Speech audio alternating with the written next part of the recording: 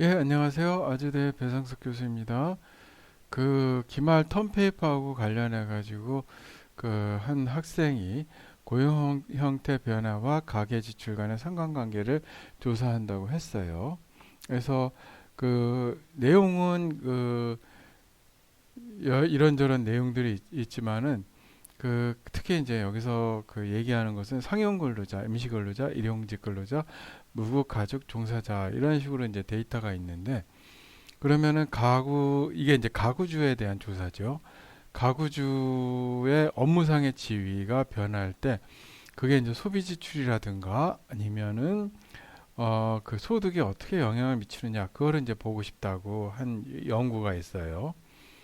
연구 내용은 대단히 심플합니다. 심플하고 그래서 이제 그 여기서 이제 가장 일반적인 내용 그러니까 경제 활동과 관련돼서는 많이 그 가장 일반적인 내용이긴 한데 여기다 뭔가 좀 더 추가하면 좋을 것 같아요. 근데 이제 요게 내용은 그 간단한 건데 실제로 데이터 마이닝과 분석에서는 그렇게 간단한 건 아닙니다. 그러니까 이 학생 같은 경우 그 21년서부터 24년 데이터를 사용한다고 했는데 추천하고 싶은 거는 23년 데이터하고 추천사항은 23년 데이터하고 24년 데이터를 사용해서 24년 데이터를 사용해서 분석을 하기를 바라요. 왜 그러냐면은 21년까지서부터의 데이터를 전부 다 가지고 와서 분석하면은 데이터가 너무 많거든요. 그러니까 좀 데이터를 좀 줄이는 방향으로 하고 그리고 플러스 이제 독립 변수를 좀 더 추가를 하고 그리고 종속 변수도 좀 더 이제 그 예쁜 걸로 좀 더 이제 그 현 이슈에 맞는 걸로도 이제 좀 하긴 뭐 그 가구의 지출과 소득의 변화 같은 경우 굉장히 중요하니까 뭐 종속 변수는 이걸로 해도 뭐 큰 문제는 없을 것 같습니다. 예. 그렇고요. 근데 이제 여기서 이제 어려운 거는 뭐냐면 데이터 마이닝이에요. 그래서 데이터 마이닝이 왜 어려우냐면은 23년 데이터가 있고 24년 데이터가 있죠. 그러면은 일단 종사상 지위가 A라는 직업, B라는 C, D 이렇게 있을 때 A, B, C, D 이런 식으로 이제 23년에 그 예를 들어서 나의 직업이 A, B, C, D였는데 24년에 A, B, C, D일 확률이 높은 거죠. 그랬을 때 여기에서 그러면은 직업이 바뀌면은 어떻게 이제 소득에 영향을 주는가를 조사를 한다면은 먼저 해야 될 것은 뭐냐면은 첫 번째로 23년, 24년 데이터셋을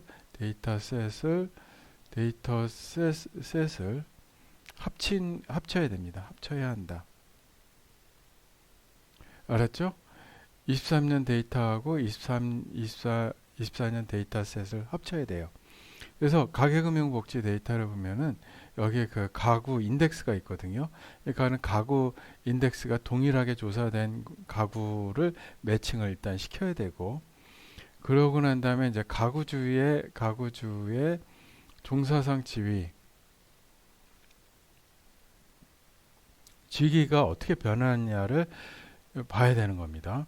그래서 A에서 A로 변화가 없다.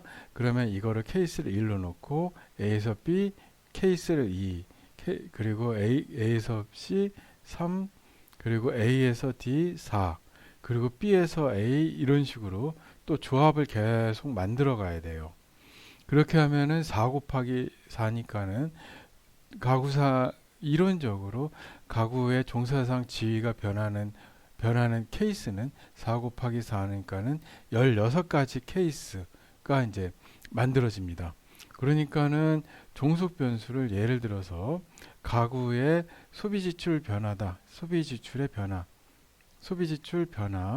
변화에서 이거 같은 경우에는 24년 소비 지출에서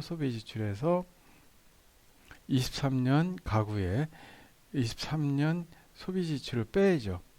이거를 이제 종속 변수를 일단 놓고 그러고 난 다음에 독립 변수 여러 가지가 이제 들어가겠지만은 그거의 하나로서 가구상의 종사상 지위 변화. 그러면은 이제 조합이 16개가 나니까는 16개의 더미 변수를 포함해야 된다는 겁니다. 이게 완전히 그 엄청난 일이 되는 거죠. 더미 변수를 16개씩 넣어서 분석을 한다? 이거는 좀 아닌 것 같죠. 예, 더미 변수가 너무 많아요. 그렇기 때문에 해야 되는 거는 뭐냐면은 일단은 이 16개의 상태 변화를 추적을 하고 그러고 난 다음에 그 중에서 이제 케이스가 가장 많은 거. 예를 들어서 A에서 A로 변하는 게 그 거의 뭐 80%다. 그럼 이거 포함해야 되고 A에서 B로 변하고 B에서 D로 변하는 게 뭐 20% 이거 10%고 5%다. 그러면은 그 비중이 많은 것을 일단 고려해서 포함시키는 거를 생각을 해야겠죠. 그리고 이제 그 케이스가 짜잘하게 나오는 것들. 그러면서도 뭐 케이스가 한두 개이다. 예를 들어서 C에서 B로 갔다. 요거는 케이스가 그 18,000개 중에서 뭐 한 개다. 그러면 요런 케이스는 좀 제외하겠죠. 그래서 A로 가고 A로 B로 가고 B로 D 해서 한 케이스가 5개 정도로 묶어 가지고 그러니까 요런 그 변하는 케이스가 있죠. 요거를 빈도수가 많은 거를 먼저 조사를 하고 그거를 한 5개에서 6개 정도로 추려 가지고 그 케이스만 솎아내 가지고 더미 변수로 만들어서 독립 변수로 집어넣는 게 좋습니다. 그러니까 그래서 예를 들어서 이제 케이스가 AA, AB, BD 그리고 또 뭐 있죠? 예. 그리고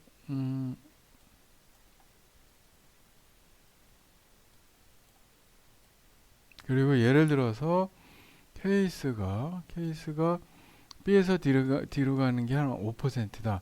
그리고 B에서 B로 가는 것이 한 3% 되더라. 그러면은 어떻게 됩니까? 그러니까는 여기 한 98% 되니까는 요 케이스 4개만 붙잡고 이제 하는 거죠. 그래서 요런 케이스로 변한 것만 데이터를 솎아내고 그리고 요 케이스를 가지고 요 케이스가 이제 더미 변수가 되는 거죠. 더미 1, 더미 2, 더미 3, 더미 4.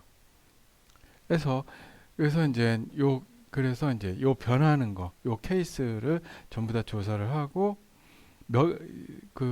기본적으로 16개는 나오겠죠. 그리고 그 중에서 그 빈도수가 어떻게 되느냐, 요거를 이제 찾아낸 다음에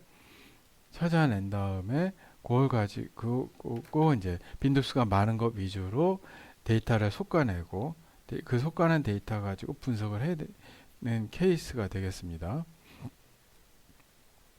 이해가 되나요? 그러니까는 케이스가 직업상의 변화가 많은 것을 위주로 해서 케이스를 솎아내고 그리고 그것을 더미 변수로 만들어서 분석을 하는 겁니다. 그래서 이제 첫 번째 스텝으로 뭘 하게 되냐면은 24년 데이터를 다운받아야죠. 그리고 그 다음에 23년 데이터를 또 다운받아 가지고 두 데이터셋을 매칭을 시켜 가지고 그러니까 가구 아이디를 가지고 그 두 데이터셋을 합쳐야 돼요. 네, 일단 데이터 받는 거는 여기서 생략하고요.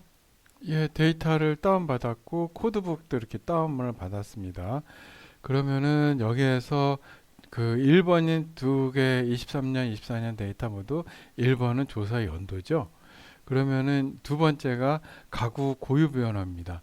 그러니까는 이 데이터셋 같은 경우 2번 요 두 개 데이터셋을 요 코드가 있죠. 코드가 있으면은 요 두 개를 매칭을 시켜야 됩니다. 한번 볼까요? 데이터를. 여기 데이터셋이 두 개가 있는데요. 그러니까는 여기에서 이쪽 부분 제공용 가구 코드죠. 가구 코드가 있고 여기도 데이터 코드가 있고 그래서 요 두 개를 매칭을 시켜 가지고 그러니까 2023년에도 있는 데이터가 있으면은 이렇게 같이 매칭을 시키는 거죠.